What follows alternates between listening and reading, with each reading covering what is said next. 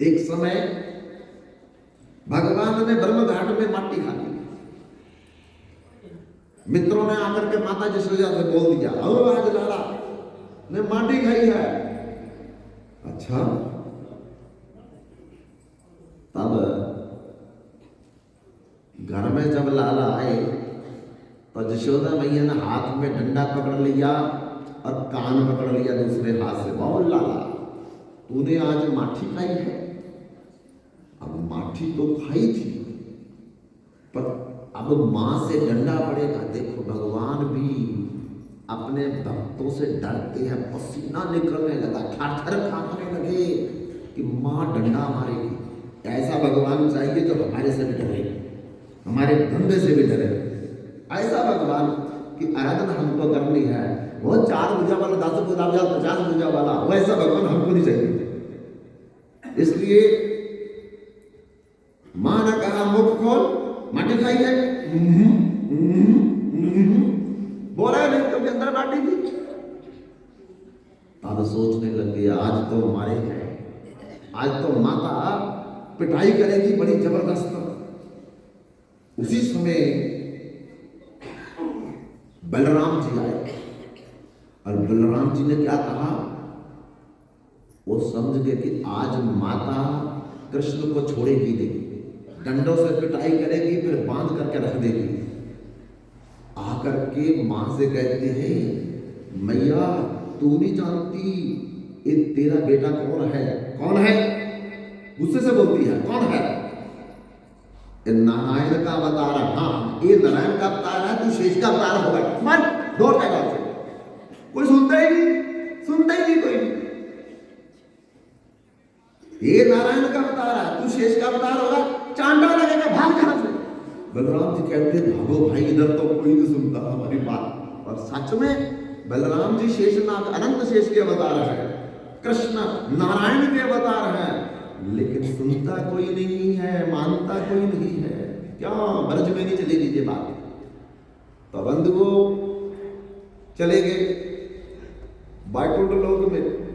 जब बैकुंठ लोक में गरुड़ विमान पहुंचा तो तुरंत जाके बैकुंठ में भगवान का ऐश्वर्य प्रकट हो गया। 4 भुजा लग गई, गले में भजंती माला, कुसुम माला, लक्ष्मी माता, और बड़े बड़े पार्षद जा करके भगवान की स्तव स्तुति करने लगे और जा करके खड़ा कर दिया भगवान को। और भगवान भी जैसे थानेदार बैठा है ऐसे खड़े हो गए जा करके। वो मित्र बोलते, क्या हो गया इसको? ये तो अभी ठीक ठाक आ रहा था हमारे साथ, इसको यहाँ क्या हो गया? क्योंकि बैकुंठ में तो माधुर्य नहीं चलेगा ना, वहां तो भगवान का ऐश्वर्य रूप बन जाएगा, एकदम चतुर्भुज रूप वाला। अरे क्या हो गया तेरे को? बात ही नहीं करते किसी से। एक सखा दौड़ा जाकर के, इसको मैं पकड़ करके बोलूंगा, क्या हो गया तेरे को?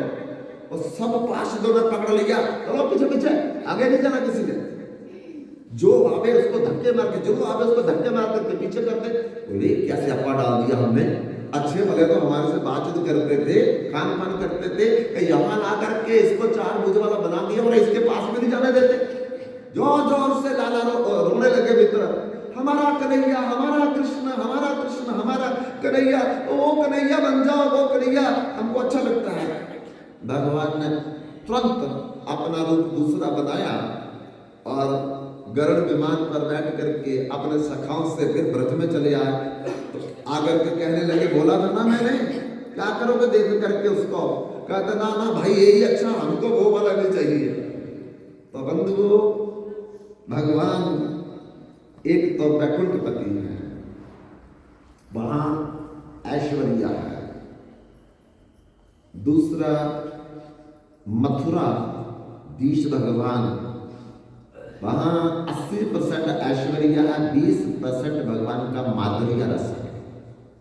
तीसरा द्वारकाधीश, वहां 40% माधुर्य है, 60% ऐश्वर्य है। कभी कभी भगवान माधुर्य वहां दिखाते हैं, रुक्मणी, सत्याभामा, सत्या, मित्रवंदा, जामवंती, कालिंदी, लक्ष्मणा को, लेकिन ज्यादा तो ऐश्वर्य रहता उनका, मूड खराब ही रहता उनका।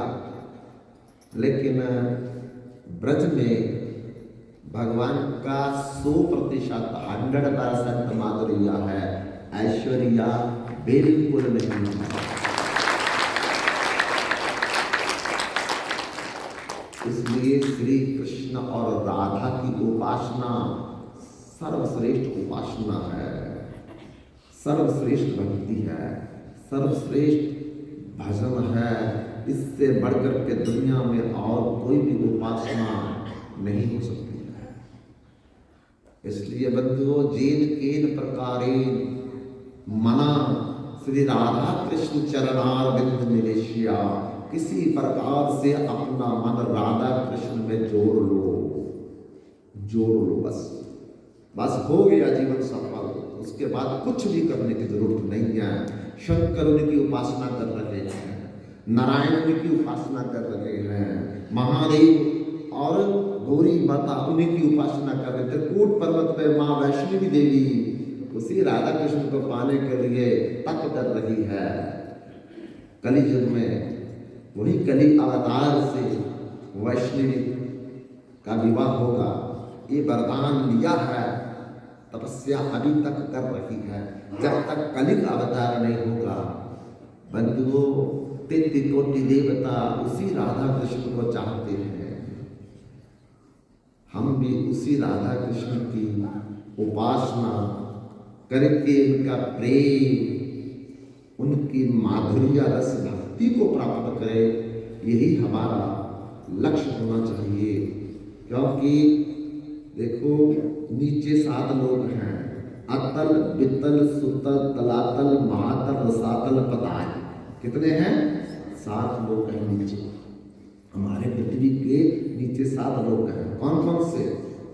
अतल, वितल, सुतल, तलातल, महातल, रसातल, पताल। सबसे लास्ट में पताल है। ऊपर, अब ऊपर हमारे इस पृथ्वी के ऊपर है भमर लोग, जिसे प्रेत लोग कहते हैं ना, पितृलोक। पितृलोक हमारे इस पृथ्वी के ऊपर है। भूलोक, भमरलोक, स्वर्गलोक, महरलोक, जानलोक, तापलोक, सतलोक। उसके ऊपर बिरजा नदी है। भगवान का पसीने से जो सागर बना है, नदी बनी है, उसको कहते हैं बिरजा नदी। उसको तब तक पार नहीं करेंगे जब तक भगवान का हम भजन भी करेंगे। ये 14 लोक में हम लोग कुत्ता, बिल्ली, हाथी, घोड़ा, ऊंट, गधा यही बनते रहेंगे। बस ऊपर चले जाएंगे, कभी नीचे, कभी ऊपर, कभी नीचे, कभी ऊपर, कभी नीचे।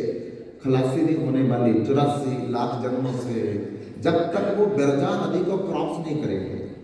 तो बिरजा नदी में स्नान करने के बाद फिर दिव्य शरीर मिल जाता है। फिर दिव्य लोगों की यात्रा, उसके ऊपर सारे दिव्य लोग हैं, नीचे सारे नश्वर लोग हैं।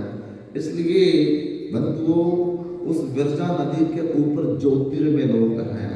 जो भजन करते हैं ना, भगवान की ज्योति में जो समाना, हम ब्रह्म में लीन हो जाएंगे, वो लोग उसमें लीन होते हैं। वो कहते हैं ज्योतिर्मय लोग। फिर उसके ऊपर सिद्ध लोग हैं, फिर उसके ऊपर निर्विशेष लोग हैं, फिर उसके ऊपर शिव लोग हैं। जो भगवान गौरी शंकर की उपासना करते हैं, वो भगवान शिव और उनके गणों के साथ जाकर के मिलित हो जाते हैं। उसके ऊपर अनंत वैकुंठ है, अनंत वैकुंठ, जिनकी कोई दुनिया में गिनती नहीं कर सकता। जितने आज तक भगवान के अवतार हुए हैं, उतने वैकुंठ, नरसिंह वैकुंठ, बराह वैकुंठ, मत्स्य वैकुंठ, सरकारी वैकुंठ, जितने भी भगवान के आज तक अनंत अवतार, उतने वैकुंठ लोक हैं। उस वैकुंठ लोक से ऊपर है अयोध्या, सकेत लोक। भगवान राम, सीता, लक्ष्मण, भरत, शत्रुघ्न, ये सारे जितने भी गण हैं, भगवान राम की उपासना करने वाले उस लोक में जाएंगे, उनके साथ रहेंगे। उसके ऊपर जाकर के शुरू होता है मथुरा लोक, जो देवकी नंदन भगवान श्री कृष्ण की उपासना करते हैं। उसके ऊपर द्वारकापुरी आएगा। द्वारकापुरी में वही है जहाँ भगवान द्वारकाधीश की जो उपासना करते हैं, 16,108 महारानियों ने जहाँ सेवा करके वो लोक में उनकी सेवा पाई, उसके ऊपर आएगा गोलोक धाम, सबसे ऊपर टॉप में गोलोक धाम। राधा कृष्ण अपने अनंत गोपियां, सखियां, सखा, माता पिता नंद यशोदा और अपने भक्तों के संग में नित्य वास करते हैं। हमारा टारगेट होना चाहिए, हमारा लक्ष्य होना चाहिए गोलोक धाम, कि हम वहां जाएंगे, टॉप में जाएंगे। तो इसलिए जो टॉप में जाना चाहते हैं बंधुओं, उनको फिर भगवान को लहसुन, प्याज, मसर की दाल, चाय ये भोग नहीं लगाना चाहिए, क्योंकि ये तामसिक पदार्थ हैं और मांस, हड्डी और रक्त से पैदा हुए, इसलिए ये भगवान को भोग नहीं लगते। कोई खाना चाहता खा सकता है अपनी मर्जी से, लेकिन भगवान को भोग ना लगाए इसका, क्योंकि भगवान को भोग इन चीजों का नहीं लगता। तो दूसरी बात मैं कह रहा था कि अंगिरा ऋषि गोमेध यज्ञ कर रहे थे, और गोमेध यज्ञ करते करते एक बूढ़ी गाय को, आश्रम की गाय थी बूढ़ी, उसको नौजवान बनाने के लिए उन्होंने गोमेध यज्ञ जो है वो प्रारंभ किया। और जब वो अभी शुरू करने वाले थे तो उनको अगस्त ऋषि का एक शिष्य बुलाने के लिए आया, गुरुदेव आपको बुला रहे हैं। तब बंधु अगस्त ऋषि का संदेशा सुन करके अंगिरा ऋषि ने अपनी पत्नी, ऋषि पत्नी से कहा कि इस सामग्री का तुम ध्यान रखना जब तक मैं वापस ना आ जाऊं। तो बंधु आश्रम जंगल में था और उस जंगल में बड़े बड़े राक्षस, मायावी राक्षसनियां घूमा करती थी। अब ऋषि तो चले गए, अब उन राक्षसों को भय खत्म हो गया। तो क्या किया, उन्होंने ऋषि पत्नी में प्रवेश कर लिया। ये राक्षसों के पास बड़ी बड़ी विद्याएं होती है, किसी के शरीर में भी प्रवेश कर जाते हैं। तो अंगिरा ऋषि की पत्नी के शरीर में उन्होंने प्रवेश कर दिया, और जब प्रवेश कर दिया तो ऋषि पत्नी में राक्षस प्रवृत्ति पैदा हो गई, आश्रित प्रवृत्ति पैदा हो गई। आश्रित प्रवृत्ति जब पैदा हो गई तो जो काम उस राक्षसनी ने करना था वो ऋषि की पत्नी करने लगी। क्या? उसका मन किया कि मैं गाय का मांस खाऊंगी। असुरा का तो गौ मांस खाते हैं, अश्व मांस खाते हैं, गज मांस खाते हैं, आज मांस खाते हैं, जितने भी जानवरों को वो तो उसको क्या लेना देना है, वो तो सब करते हैं। असुरों के सिंग नहीं निकलते, पूंछ नहीं निकलती है, ठीक है ना। कौन है? खाई कबाब, शराब सरोजा। कौन है असुर? खाई कबाब, कबाब मैंने मांस, खाई कबाब, शराब, क्या पिएंगे? शराब। खाई कबाब, शराब, सरोजा, सरोजा मैंने होता अंडा। मांस, अंडा और शराब पीने वाले को कहा है खाई कबाब, शराब, सरोजा, निस दिन पर नारी का खोजा। दूसरों की पत्नियों पर गलत निगाह रखने वाला, निस दिन पर नारी का खोजा। मानना, मात पिता गुरु सेवा, साधुन ते करवावे सेवा। माता पिता की कोई मान सम्मान नहीं, गुरु भक्तों का कोई सम्मान नहीं, और साधुओं को भी अपनी सेवा में लगा देते हैं कि तुम हमारी सेवा करो। क्यों? क्योंकि हम डिग्री होल्डर हैं, हम अफसर हैं, हम नेता हैं, तुम हमारी सेवा करो। और साधुओं से भी सेवा करवाते हैं। क्या बोला? असुरों के लिए क्या बोला है? खाई कबाब शराब सरोजा, निस दिन पर नारी का खोजा।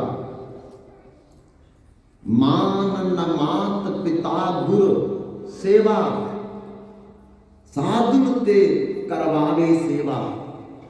जिनके आचरण अस भवानी, कौन कह रहे? भगवान शंकर कह रहे हैं, मां पार्वती को कह रहे हैं। जिनके आचरण अस भवानी, हे पार्वती जिनके ऐसे आचरण दिखेंगे,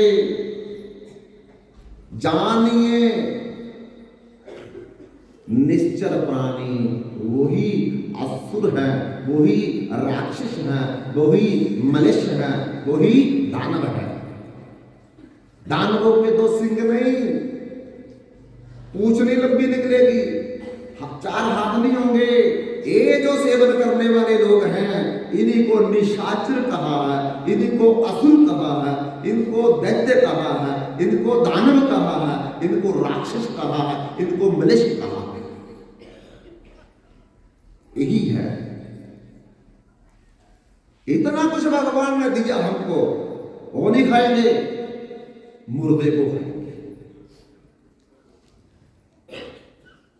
अरे जब तक हमारे घर में मुर्दा रहता है, घर अपवित्र रहता है, वहां मरणासन मुंह तक लगा होता है, 13 दिन तक वहां कोई भी खाना बाना नहीं होना चाहिए जिसमें तामसिक कोई वस्तु पड़ी हो। लहसुन नहीं, प्याज नहीं, मसूर की दाल नहीं, ऐसा कोई भी चीज उनके घर में बिल्कुल।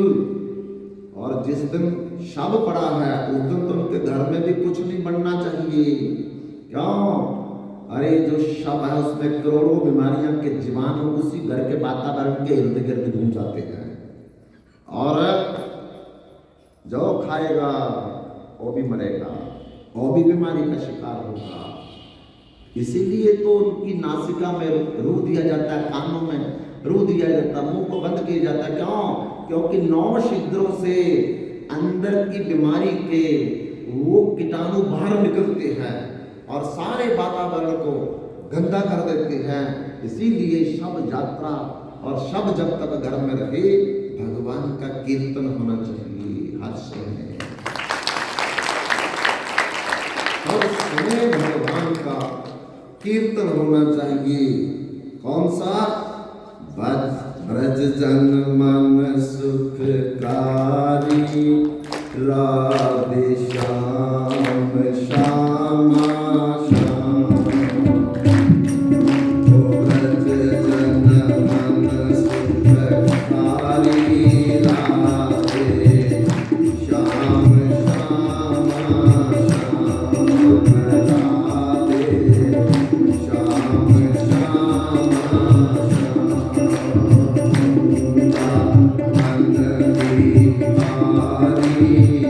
राधे